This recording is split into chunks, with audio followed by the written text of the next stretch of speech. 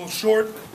Defense was good, score zone, offense didn't score any, so tough game. Penn State's got a good defense, so it's a good battle, but good fight. We just didn't do what we needed to win. So what questions you got? Can you just talk about that final drive with Bessie? Oh, I mean, we're back. We didn't get a stop there. They got a first down, big play on us, so had a little bit of a long field.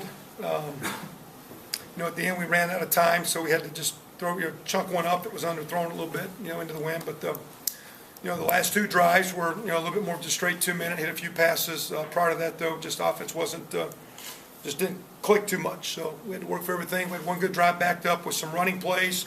They kind of helped us, saved the defense a little bit, but on that, the offense didn't help the defense. Defense bailed the offense out a lot today. I think they were 3 for 5 in the scoring zone with 3 field goals. We had 2 turnovers in the scoring zone. They had some yards, but our defense did a great job at rallying.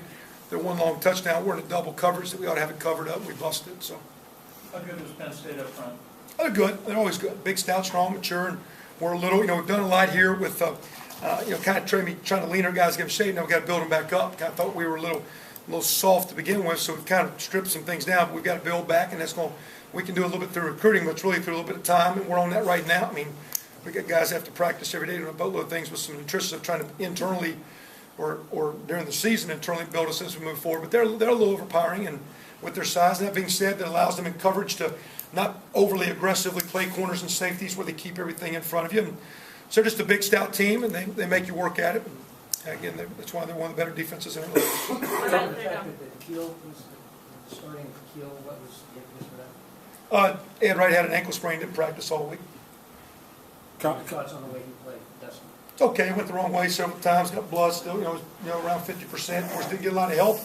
You got you got DeMarlo coming off an injury. You got DeWeese who's been out with the back. You got Kofi that finally played a little bit in the second half. He's been fighting an ankle. D'Angelo Roberts got a concussion in Tuesday. He was out. So you got a few skilled guys out. So it's still a little bit of a committee. But the guys playing still have played. Cody Lemmer's played. Shane Wynn's played. Bolger's picked it up a little bit today. Devon's played. But he's missing a few things. He didn't hurt us. At the same time, he's still like Ed. They're both young. They're both battling. But the only reason why he totally played instead of Ed, and we probably would have played them both. Maybe, I don't know. It would have been interesting to see how it would have went.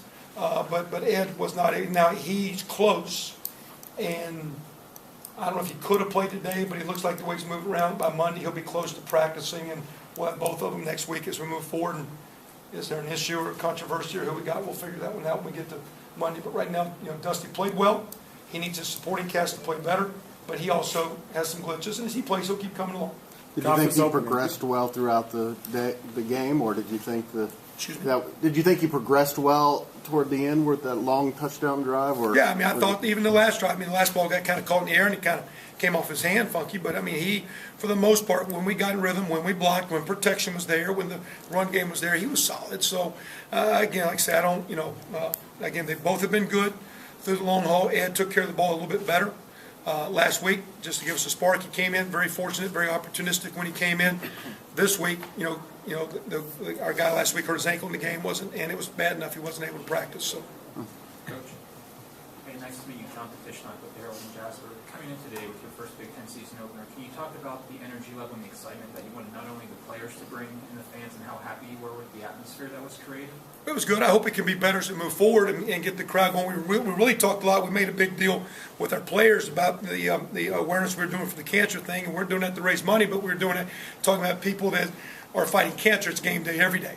And you beat that with prayer and a lot of fight and a great attitude, and that's what we need to do to win the game. We need a lot of fight and a lot of attitude. We didn't make some plays we needed to. We didn't have the physical presence and size we needed to. We could click a little bit better at quarterback receiver play, but we talked about fighting. We talked about having an attitude.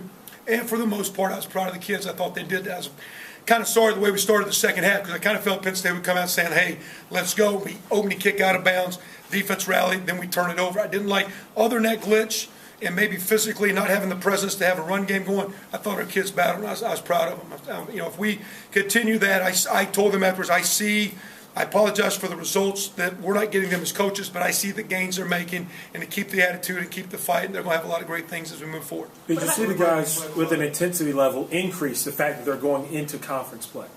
Oh, I don't know. I would hope so because last week it wasn't there. But, again, where we've been in the building, I'd like to think at time you know, it is kind of neat playing in the Big Ten, those games, and the aura of that, and you got to step up to the plate, answer the bell, answer the call. We talked about that, but I'd love to think as we move forward in time, our team will respect every opponent and have intensity all the time. That's tough, you know, to bring it every week. And everybody says it's easy. As an athlete, it is tough. But it was nice to see our kids bring the fight today, and hopefully as we move forward, we'll have to do it next week with Illinois coming in. Going back to the defense, just talking about the third down stops and turnovers early. Just comment about that in the first half. Good. We had a couple third and longs where we let them off. You know, a couple times chances to get to the quarterback, didn't quite get there for some reason. A couple coverages, you know, that we could have cleaned up a little bit. But at the same time, they have good players and they're going to work you. But again, when we battled, got them on schedule, the defense really played well. So they had a couple opportunities where I think if you'd ask them in time, they'd say they let them off the hook.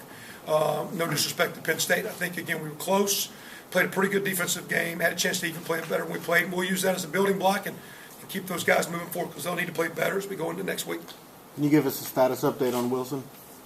Luis, Yeah. just got a back, one of those, you know, chiropractic, you know, I got one of those, you know, where you can't, you know, that low back, you know, down there in your sacroiliac or L5S1s or whatever they are, I don't know the medical terms of what's what, but he's just got a tweaked back where it's just, he has a hard time getting going, he can't practice with it, it's kind of a, you know, and you can say play through it, but I mean, it's one of those deals where it's just going to take a little time, and he does practice, but he has a hard time doing a lot, and it's just ginger enough, we're just trying to be smart as we move forward to get him for the long haul. It's not worth going out there and you got to practice, and now we lose you for a while. It's not a major deal, but it's one of those low back deals where it's just spasming, tightened up, and he's having a hard time practicing.